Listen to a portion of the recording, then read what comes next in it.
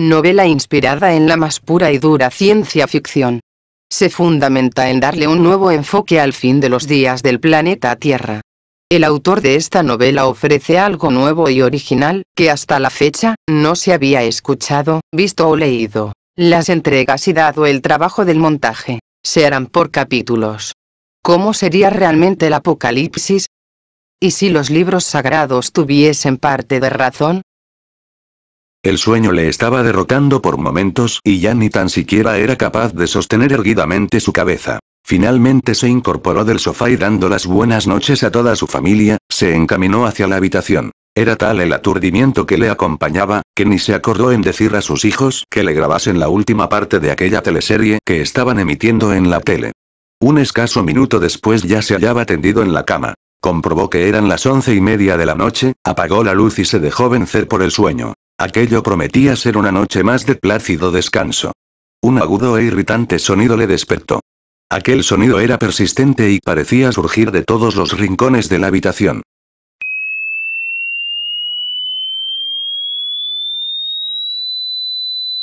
Encendió la luz apresuradamente comprobando que eran las 12 de la noche. En un acto reflexivo y presa de la confusión, miró a su mujer. Ella también se había despertado. Se hallaba entre sorprendida y confusa. Ella esperaba una respuesta, que en realidad, él no sabía darle. Transcurrieron los segundos y aquel sonido en verdad que empezaba a ser más que molesto. Era como si les estuviese horadando en lo más profundo de sus cerebros. No le hizo falta preguntar a su mujer. En su rostro se adivinaba el susto y la confusión. Tras unas iniciales dudas, se incorporó de la cama y justo al salir de la habitación, aquel sonido cesó. Todo era silencio. Tras detener sus pasos y dudar por unos segundos en qué podía haber causado aquel ruido, reanudó los pasos hasta alcanzar la salita donde se hallaba la televisión. Sus hijos le miraron silenciosos y desconcertados, dándole a entender que ellos también habían escuchado aquel sonido. El televisor estaba en marcha pero no recibía señal. Cogió el mando a distancia y tras un breve zapping de canales, tan solo halló 3 o 4 que estaban emitiendo. La verdad era, que estaba desconcertado. Él quería entender y achacar todo lo ocurrido a un electrodoméstico que se había estropeado. ¿Quizás la tele? Inesperadamente la luz de la salita parpadeó amenazando un eminente apagón. Finalmente aquel presagio se cumplió y quedaron a oscuras. Tras rebuscar torpemente por cajones y estanterías, consiguió encender una vela. No entendía nada de lo que ocurría. Sin saber muy bien el porqué, se asomó a la ventana y comprobó que toda la calle estaba sumida en la oscuridad. Ya no sabía qué pensar. En el silencio de la noche se podía escuchar esporádicamente a los cercanos vecinos cómo enroscaban las persianas de las ventanas. Lo hacían esperando hallar una respuesta a lo ocurrido y lo cierto era que no la iban a encontrar en la calle. La luz regresó que serían las 3 de la madrugada, pero lo hizo pésimamente. No conseguía ni encender el fluorescente de la cocina. Sus hijos le preguntaron por lo sucedido, pero no supo qué decirles. La siguiente mañana fue algo sorprendente. Ya a la llegada al trabajo, el comentario más suscitado entre compañeros fue lo ocurrido la noche anterior. Él pensaba que había sido un suceso de su vecindad, pero lo del sonido aquel y el apagón de la luz fue algo de mucho más alcance. Ocurrieron otras muchas cosas que ni se le había ocurrido comprobar. Los teléfonos móviles no funcionaban, el ADSL no funcionaba y un largo etcétera. Conjeturas a lo ocurrido, no faltaron. Desde un acto terrorista, hasta un problema provocado por falta de inversiones. Uno de sus compañeros de trabajo hizo una nueva conjetura, que acertada o no, tenía su lógica. Esto puede que sea cosa de una de esas manchas solares. El caso era, que las pocas emisoras de radio que funcionaban, seguían con sus habituales programas de las 6:30 de la mañana. Es decir, música y entrevistas pregrabadas. Las máquinas de la fábrica se pusieron en marcha.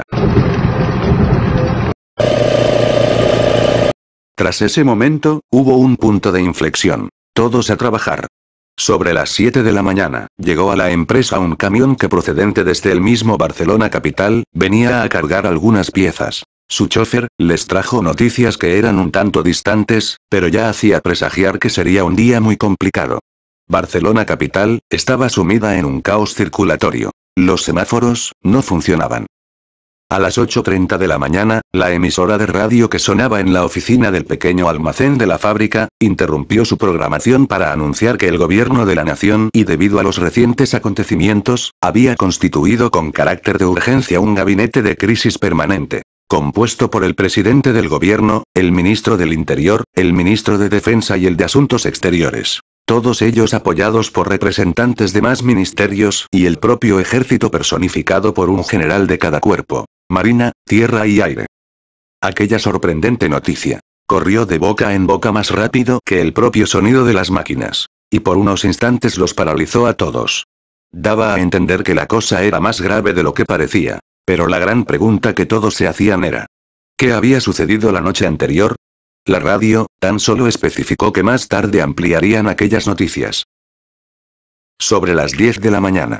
El director de la fábrica organizó apresuradamente una reunión con todos los trabajadores. En la citada reunión también estaban presentes los delegados sindicales de la empresa y los oficinistas. El director les leyó un comunicado oficial de la Generalitat de Cataluña. Se trataba de un decreto de ley urgente tramitado por el Ministerio de Industria y altos organismos del Estado. Como medida excepcional y debido a los graves problemas de abastecimiento de energía eléctrica a los grandes núcleos urbanos, se ordena el paro total de todas aquellas factorías que sobrepasen el consumo eléctrico estipulado en el decreto, a excepción de aquellas que son consideradas esenciales o sensibles. Con esta medida se espera conseguir la normalidad en los lugares que más lo necesitan.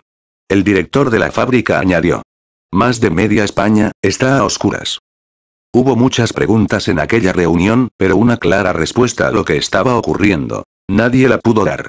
Entre alegría en unos y preocupación en otros, todos se fueron a sus casas, hasta nueva orden.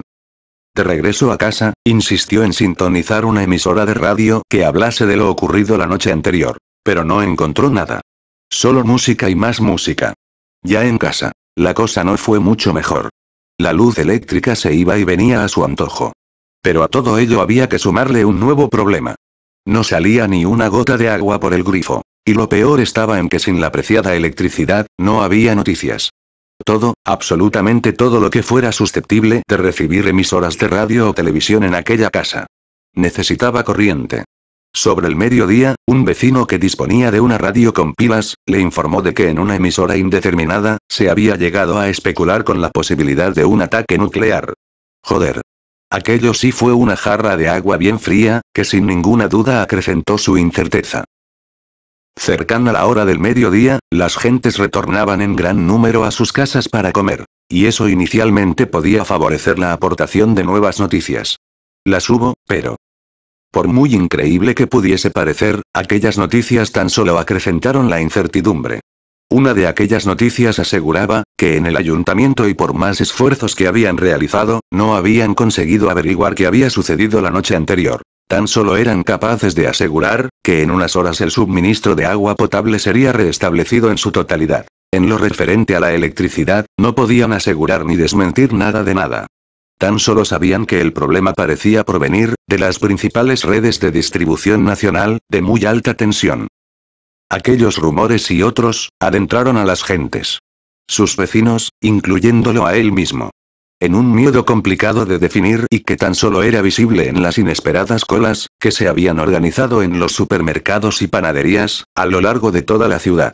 Estaba claro, que la incomparecencia de una autoridad, que pudiese dar explicaciones mediante el uso de un medio de comunicación, y de amplia difusión, estaba adentrando a la ciudadanía, en un caos hasta entonces no visto. Bueno.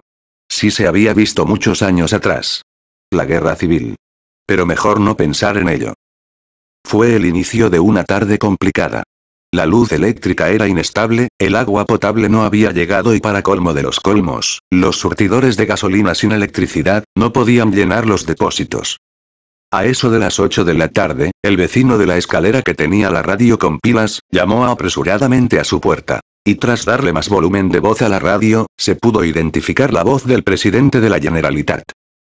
Estaba resaltando el esfuerzo realizado por el gobierno de Cataluña y de otras provincias, en restaurar todos los servicios básicos a la población civil. A todo ello añadió, algunas de las dificultades que se estaban superando, como la caída total del sistema de telecomunicaciones vía satélite, a un nivel mundial y lo que ello conllevaba. que estaba en permanente contacto con el presidente del gobierno y este le había anunciado, que a las 10 de la noche, se dirigiría a la nación mediante el uso de todas las cadenas de radio y televisión, que estuviesen en condiciones de retransmitir. No llegó a mencionar, ni una sola palabra de cuál podía ser la causa de todo lo ocurrido.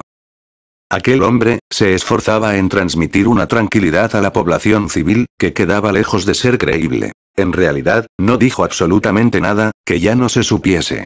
Cercana a las 10 de la noche, la luz eléctrica ya era estable, el agua potable, sin ser muy generosa en los grifos, por lo menos brotaba, y por supuesto, cada vecino, cada comunidad. La nación entera, estaba pendiente de la cercana aparición del presidente del gobierno, en los medios de comunicación.